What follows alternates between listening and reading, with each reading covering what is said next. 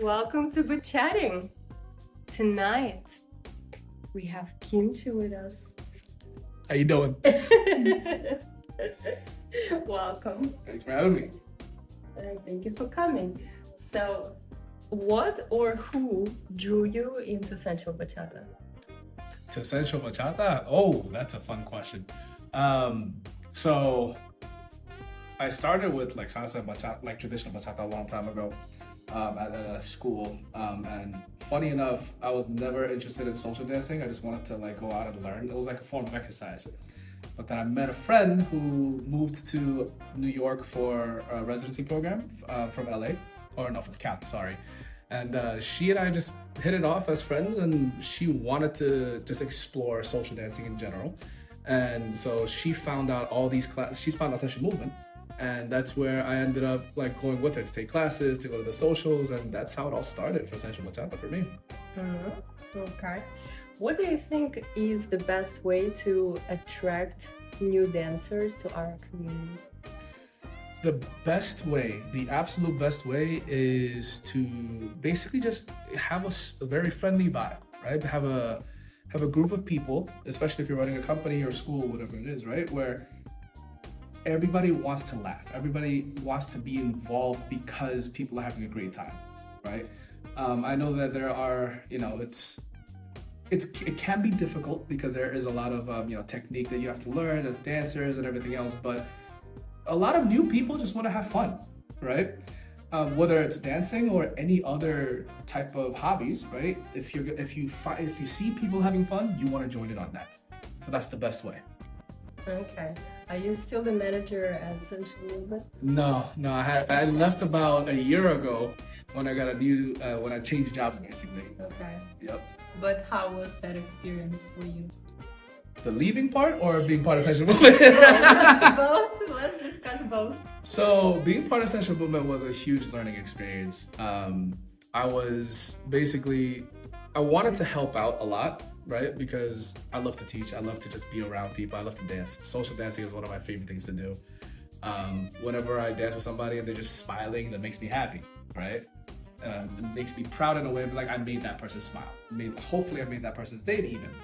So I worked with a lot of people in Sensual Movement and was able to, hopefully help nurture the scene better and develop something with everybody in the scene where we all could be proud of.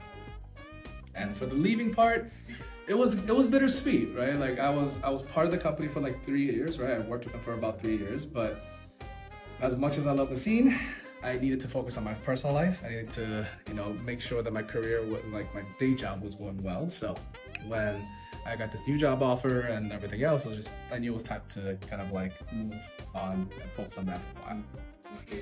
I'm an electrical engineer. I've been an electrical engineer for 10 years. So new company, better everything. So I'll take it as it is. Could you please share with us the funniest thing that ever happened to you as a manager? So the funniest thing that happened was, and this is no fault to anybody on their own, right? But the amount of times that we had technical issues when we were starting socials because there was no communication. And again, it's not fault of everyone's busy, right? So I don't remember the exact date, but we were at 235th Rooftop where Sensual Women has their socials every Wednesday. And our team was there, 235th team was there, right? The ones who run the bar and everything else. But nobody had each other's numbers. So they weren't talking, they couldn't talk to each other. So we were just hunting they were hunting us down, we were trying to hunt them down, and it was like a whole wild goose chase. And finally I was able to track down the numbers of the managers, and everything else after that has been smooth. But damn, that was like the funniest wild goose chase that we had. Okay, and what was the hardest thing in managing Sensual Movement? The hardest thing is, there are a lot of times when I wanted to give up. I think everybody has a certain period of time where we wanted to give up because we were tired, right? It's like, it is technically a job after my normal job, right? And that's for everybody. And it gets, it wears you out, right? You have to always be present. You have to make sure everybody's communicating, everybody's there. And, just over time, it can wear you down.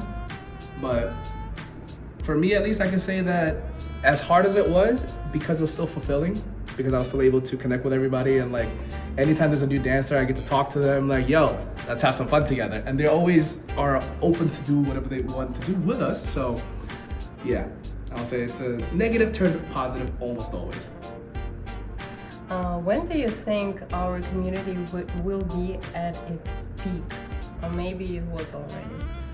So, in my personal opinion, the dance scene, especially the sensual bachata scene, is still very young, right? And especially in New York. I mean, Sensual Movement, which is the oldest, I think, sensual bachata company, as a company in New York for a while, right? Like the ones that's been continuously going. We're going on they're going on 10 years next year. So like it's not that we haven't existed for that long, right? So it's gonna be a while until the peak hits. There's still a lot to learn, still a lot of, people to come together.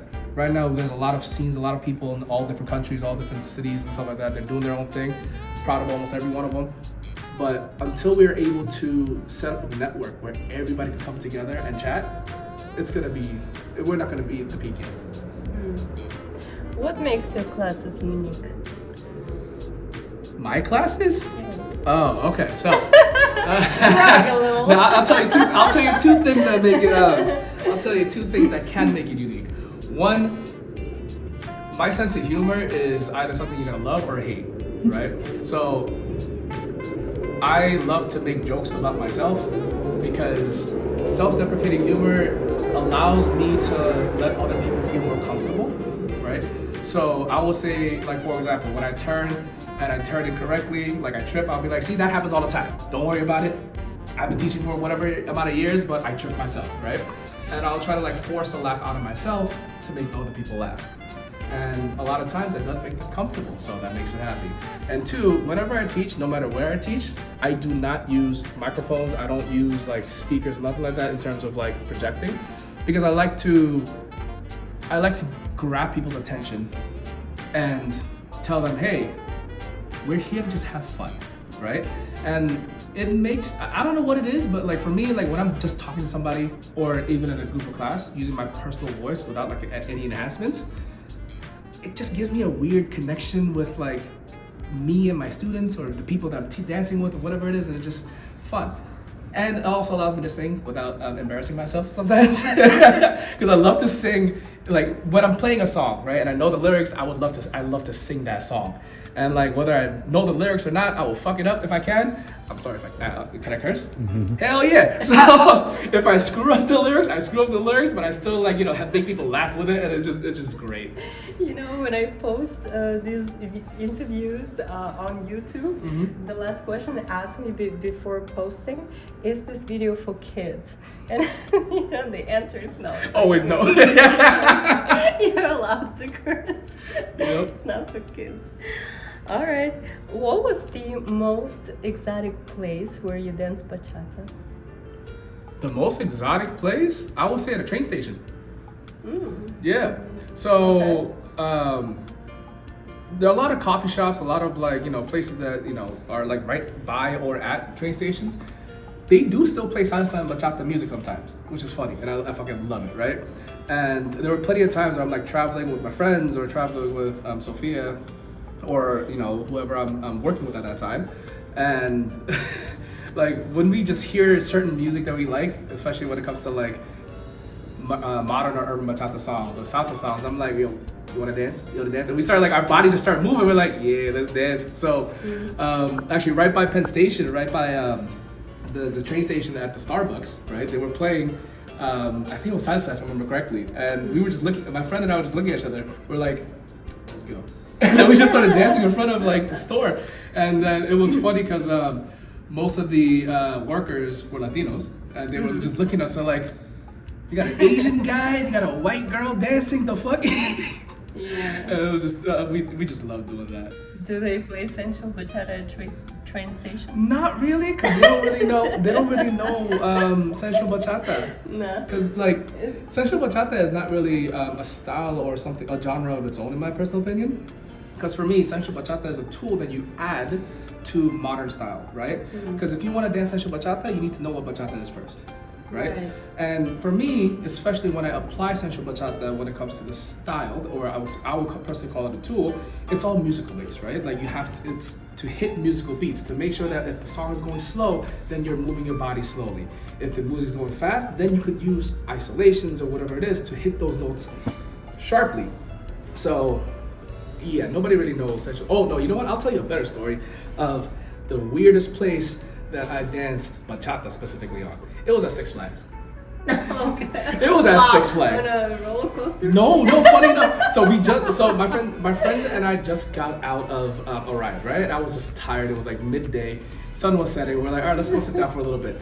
As we're walking by, I hear the intro to Stand By Me, right? The song that's going, Yes. the Benny King / Prince Royce version. It's Six Flags. I did not expect them to play the bachata version of it, right? So as the beat is going, normally when Prince Royce was saying Royce, that part, I was like, okay, I'm just gonna say it because I'm used to it. It was actually the Prince Royce version of it. So my friend and I were just like staring at each other, like they're playing bachata at Six Flags. What's going on? So we just danced in front of another crowd in Six Flags, and that was a very fun experience, I'll tell you. Okay. Your birthday is coming up soon. Yes, it is. Are you planning to spend it dancing? Oh yeah, so I'm going to Houston every year since the inception. One of my friends does an event in Houston every year, so I am gonna go to that event. Gonna party my ass off. Hopefully, the goal is when I come back, I should not be able to walk for one day at least, because I'm gonna try to dance for like all day every day. I see. Okay, so you're a Gemini. Yes. How many Geminis would you guess there are in our New York community? Oh, in our community. Oh, I know at least 7. Okay, well, I know at least from 7. the top of your head, yeah. Yeah, because there's a lot of people doing birthday circles, and the past 8 years I've been dancing, I see a lot of people like celebrate the birthday the same around time as me. So I'm like, oh shit, and most of them are my friends. So I'm like, there you go. Who are our Geminis? Like for example, the Bachatting twins, right? A couple of friends from DC. When she was still here, I think if I remember correctly, I think Anna Sophia was still was a Gemini, but a lot of friends of ours. Why do you think some of the dancers do not want to have their birthday circles? Well, a lot of times people are shy. People don't feel like they have enough friends in the scene, which is valid. Everybody goes through their friend circles differently, right? Certain people are just too busy to have one. Certain people don't like the spotlight. Like I'm one of those people. I used to love it when I started this, but like I don't really do birthday circles anymore, right? It's because like I'm appreciative of all my friends that participated and like forced me to do it in the past, but it's not really for me, right? Like I don't care about the spotlight. I just want to have fun with my friends. So if it's a circle, great. If it's not, great. I don't really care, right? So yeah, that's mainly it's because people are either shy or they just don't want to do it, or busy. Those are the top 3 reasons in my opinion. What would Jesus do? I have no idea. I'm a Buddhist. I have no idea what a Jesus would do. That's what it says? Yes, WWJD means what would Jesus do? And that's it. All right. Oh, it says dancer in the back. I like that. That. Can't read the rest of it because it's blocked by the Made in China sign. Thank you, Trump, for the tariffs, goddammit. Take that out. Yeah, this is cute. Okay. Thank you. Thank you for coming, Kimchi. Thanks for having me. Cool.